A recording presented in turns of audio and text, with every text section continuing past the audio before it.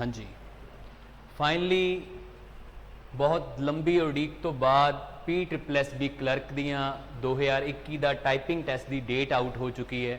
इसकी बकायदा पूरा जो नोटिस है वो PSSB ने आपकी साइट के उपर अपलोड किया है। उन्होंने अनुसार 22 जुलाई तो थोड़े टाइपिंग टैसट की शुरुआत होने जा रही है।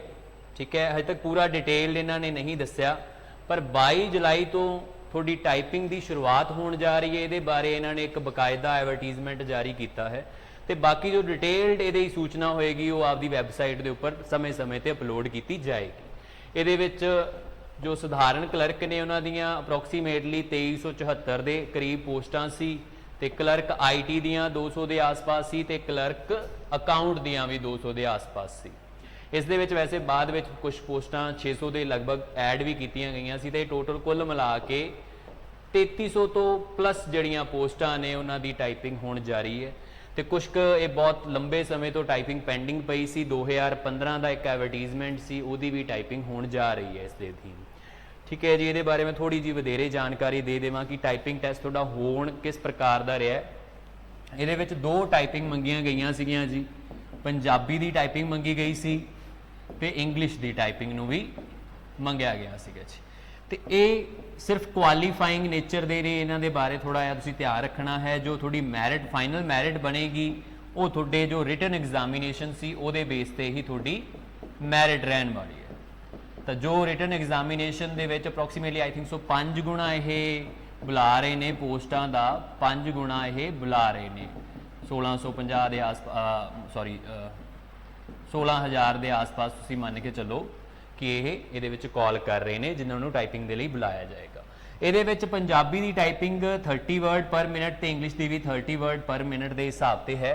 92% एक्यूरेसी ये जरूरी है। इस तो अगर घट एक्यूरेसी रही है तो तुसीं क्वालीफाई नहीं मन्ने जाओगे। तो पंजाबी के लिए ये रावी फॉन्ट काफ़ी समय तो यूज़ कर रहे हैं, तो उस फॉन्ट के इसकी टाइपिंग रहेगी। तो इस दे नाल होर भी कुछ अगर मैं वधेरे जानकारी शेयर करा तो PSSB द्वारा काफ़ी ज़्यादा नोटिफिकेशन जारी किए गए हैं इस साल दे विच। क्लर्क दियाँ पोस्टां फिर तो एक नवे सिरे तो नवा एडवरटीजमेंट जारी किया गया। अप्रोक्सीमेटली 734 के आस पास पोस्टां ने।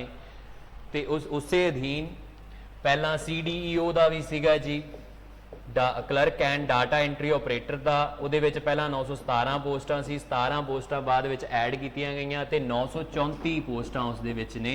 ते इहदी आखिरी डेट रजिस्ट्रेशन दी 8 जुलाई है। ठीक है जी। तो क्लर्क की हैगी है जी 29 जुलाई। इन्हां सारे पेपरां नूं लैके असीं इत्थे इंस्टीट्यूट दे विच कई कोर्सेस भी जारी किए हुए ने। थोड़ियां क्लासेस भी इत्थे शुरुआत की हुई है। पंजाब एग्जाम नूं ध्यान दे विच रखते हुए कंप्लीटली तौर पर सारे सबजैक्ट की डिटेल्ड एलैबोरेशन करते हुए यह बैच इत्थे जारी है। तुसीं IBS इंस्टीट्यूट चंडीगढ़ दे विच विजिट कर सकते हो 34A दे विच।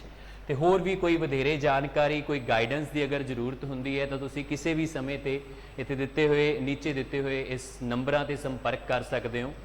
तो इस तरह की यह इन्फॉर्मेशन बहुत खुशी वाली गल है कि कोई भर्ती सिरे लगन जा रही है, तो आपकी तैयारी रखो। होप सो कि थोड़ा यह टाइपिंग टैसट क्लीयर हो तो तुसीं एक वधिया जॉब के उपर सिक्योर करो आपदे आप नूं। ਅਤੇ होर भी जो क्लैरिकल पोस्टां ने, होर भी वीडियो दीयां पोस्टां ने, इहदे लई भी तुसीं आपदी प्रिपरेशन जारी रखो। कोर्सेस ज्वाइन करो, आपदी प्रिपरेशन जारी रखो तो एक अच्छी जॉब तुसीं अचीव कर सको। ठीक है जी, बहुत खुशी की गल अज शेयर की है। शुक्रिया, थैंक यू।